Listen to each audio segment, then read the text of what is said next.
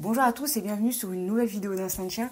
Alors encore une fois, on va parler du coronavirus puisqu'on vient d'apprendre tout récemment que la période de confinement serait rallongée de 15 jours supplémentaires. On se doutait tous un peu que le confinement allait être rallongé, mais le confinement, ça reste quelque chose de très contraignant selon l'endroit où vous habitez et selon le travail que vous exercez. Bref, sans rentrer dans les diverses polémiques qui existent autour du sujet, je vais vous partager dans cette vidéo les 5 astuces, les 5 conseils que je peux vous donner pour que vous puissiez vivre ce confinement au mieux avec votre chien. Alors, mon premier conseil, et c'est le conseil aussi que je vous avais donné dans la précédente vidéo, donc si vous ne l'avez pas vu, allez y faire un tour, mais c'est surtout de vous tenir informé des dernières recommandations. Les informations sur cette épidémie évoluent quasiment tous les jours.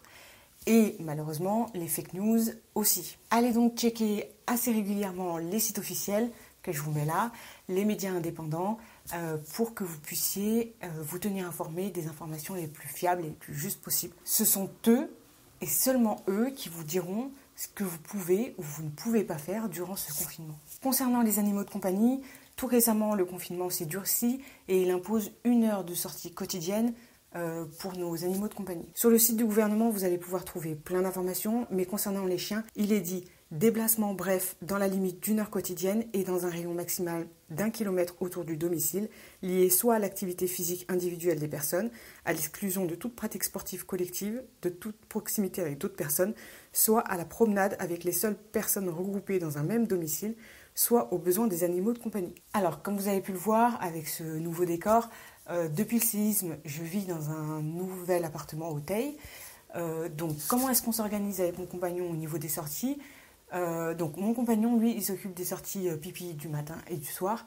Et moi, je m'occupe de la sortie d'1 heure en début d'après-midi. En règle générale, les sorties se font en laisse longue, en longe. Et il y a, selon les endroits où j'ai de la visibilité, des possibilités de lâcher. En sachant que Maïko est toujours en libre. Mes chiens semblent avoir trouvé le rythme.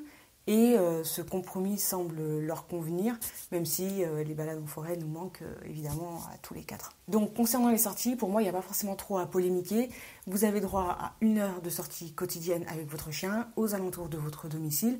Donc il faut que quand vous sortiez, vous ayez votre pièce d'identité, votre attestation sur vous, et vous devez noter l'heure à laquelle vous êtes parti de votre domicile. Si vous êtes deux, ça va être plutôt pas mal parce que du coup, votre chien il va pouvoir sortir avec votre conjoint et avec vous-même et du coup, vous allez pouvoir légèrement un petit peu augmenter cette heure de balade quotidienne qui est un petit peu dérangeante, notamment pour les chiens qui vivent en appartement et qui ont besoin de faire plusieurs fois leurs besoins par jour, par exemple. Le deuxième conseil que je vais pouvoir vous faire, c'est faites des sorties de qualité. Il faut que vous vous disiez que vous avez peu de temps devant vous.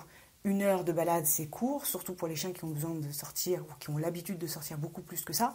Donc, il faut que vous optimisiez votre temps et que vous fassiez des balades de qualité. Contrairement à ce qu'on pourrait penser, préférez plutôt la qualité que la rapidité. Ça ne sert à rien de marcher super vite si votre chien n'a pas le temps de sentir les odeurs. Si vous habitez à la campagne et si vous habitez à côté d'un sentier de marche, par exemple, la question ne se pose pas trop puisque vous pouvez lâcher votre chien et le balader en libre ou en longe si vous avez un rappel qui laisse à désirer. Pour ceux de la ville, c'est un peu plus compliqué de faire des balades de qualité puisque l'environnement urbain n'est pas forcément propice au fait de balader son chien en libre. Donc ce que je vous conseille, c'est plutôt d'avoir une longe de 8 ou 10 mètres et de balader votre chien avec cette longe-là pour laisser la possibilité à votre chien d'aller sentir les odeurs et d'aller se connecter à son environnement social. Ça vous permettra du coup de balader votre chien en sécurité et ça lui permettra d'éviter de vous tirer pour aller sentir des odeurs. Comprenez bien que votre chien, il met le nez au sol, c'est pas pour vous embêter, c'est que les odeurs qui sont au sol sont très intéressantes pour lui. Donc dès que votre chien met le nez au sol, il faut que vous vous disiez que votre chien se fatigue puisqu'il utilise son odorat et que c'est une action qui est très difficile, très fatigante pour lui. Donc il vaut mieux favoriser une marche lente, un chien qui renifle ses odeurs, qui prend le temps de renifler ses odeurs, plutôt que d'avoir un chien en laisse courte, en marche au pied, qui regarde son propriétaire pendant qu'il se balade, parce que là, du coup, votre chien ne se dépense pas du tout et ne se fatigue pas. Pour les chiots, n'hésitez pas à séquencer vos sorties, à le sortir plusieurs fois dans la journée, déjà pour continuer l'apprentissage de la propreté, pour lui apprendre à faire ses besoins dehors. N'oubliez pas de bien le féliciter lorsqu'il fait ses besoins en extérieur. Et puis de le sortir plusieurs fois 20 minutes dans la journée, ça va vous permettre de continuer à travailler un petit peu sur la familiarisation de votre chien et lui apprendre à appréhender son nouvel environnement et à découvrir ses nouvelles odeurs. Pensez également à séquencer vos sorties pour les vieux chiens et les chiens malades, notamment ceux qui ont des problèmes urinaires, d'incontinence par exemple, puisqu'ils vont avoir du mal à se retenir pendant tout ce confinement. Donc pensez bien à leur faire des sorties régulières pour qu'ils puissent aller se soulager. Mon troisième conseil, ce serait de penser à adapter vos dépenses. On voit fleurir partout sur Internet une multitude de conseils pour dépenser votre chien pendant la période de confinement. Alors c'est absolument génial et franchement c'est une mine d'or de voir tous ces éducateurs canins qui vont aller vous partager leurs petites astuces, leurs connaissances, etc. sur comment est-ce que eux font pour dépenser leur chien au quotidien. Mais vous devez faire attention à ne pas trop stimuler votre animal. Donc moi la première, dans la dernière vidéo que j'ai fait sur le coronavirus, je vous ai fait tout un speech sur la dépense mentale et je vous ai poussé à aller stimuler votre chien, à lui donner de l'activité pour qu'il ne s'ennuie pas.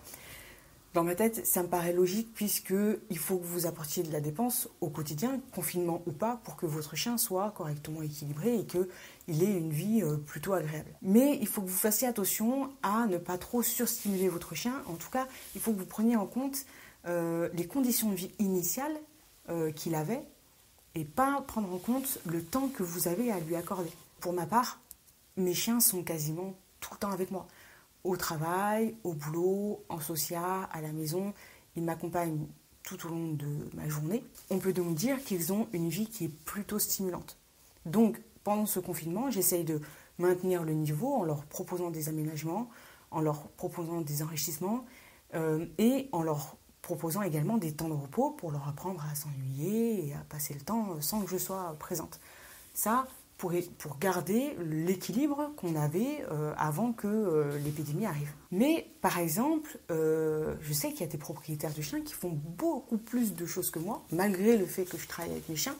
Il y a des personnes qui font énormément de choses avec leurs congénères, de l'obéissance, de l'agility, du frisbee, des tricks, etc. Ils proposent ces activités de manière régulière à leurs chiens et donc du coup, pendant le confinement, il va falloir qu'ils essayent de maintenir ce niveau-là pour garder des chiens dans un bon état émotionnel. En règle générale, les humains qui font énormément d'activités avec leurs chiens, ils le font soit par passion, soit parce qu'ils ont des races qui sont en demande de ça. Donc c'est plutôt des propriétaires qui ont l'habitude de gérer la stimulation mentale de leurs chiens. Donc du coup, je me fais pas trop de soucis pour vous, quoi. Et au contraire, ceux qui font peu d'activités avec leurs chiens, il va falloir aussi que vous essayiez de garder un minimum ce rythme-là. Le piège avec le confinement, c'est que vous avez beaucoup plus de temps. Et certaines personnes vont passer ce temps-là à plus balader leur chien, plus le stimuler en lui proposant des activités, en étant avec lui, en le caressant, en partageant du temps avec lui. Donc en soi, c'est très bien de partager du temps avec son chien lorsqu'on en a la possibilité de le faire. Mais pour certains chiens, pas tous, vous allez avoir des chiens qui peuvent très bien fluctuer dans les niveaux d'activité sans que ça leur pose problème. Mais vous avez aussi des chiens qui vont s'habituer à ce niveau de stimulation-là. Et quand vous allez reprendre le boulot, eux vont retourner à leur vie d'avant, ils vont retourner à s'ennuyer, ce qui peut être très dommageable pour eux. Donc il faut que vous essayiez de prendre en compte tout ça et de vous dire, est-ce que je suis capable de maintenir plus ou moins le même niveau d'activité pendant le confinement et après le confinement? Du coup, j'en arrive à mon quatrième conseil qui serait tout simplement de garder un juste milieu, d'arriver à trouver le juste milieu avec votre chien. Perso, je trouve que ce confinement est un moment idéal pour faire un petit retour sur soi. S'analyser de temps en temps, ça fait pas de mal. Analyser la relation qu'on peut avoir avec son compagnon, c'est aussi très bénéfique. Le but, c'est pas de trouver des réponses à toutes les interrogations que vous allez pouvoir avoir. C'est surtout d'avoir la démarche de se questionner. Moi, je trouve ça super intéressant de regarder son chien et de se dire quelles sont les nouvelles pistes de travail que je vais pouvoir aller chercher, qu'est-ce que je vais pouvoir mettre en place pour améliorer son quotidien, qu'est-ce que je vais pouvoir mettre en place pour améliorer la relation que j'entretiens avec lui, etc., etc., etc. Prenons 2 exemples tout simples. Vous avez un chien que vous sollicitez beaucoup au quotidien, vous travaillez beaucoup avec lui, vous faites beaucoup de sport, vous avez beaucoup d'activités avec votre chien et vous aimez ça et c'est très bien. Mais vous pouvez vous dire, aujourd'hui je fais rien, je me pose dans le canapé, mon chien sur moi, en mode un petit peu câlin, je suis en train de regarder une trilogie quelconque Et je passe pas du temps à stimuler mon chien. On est là, on se repose, lui il dort à côté de moi.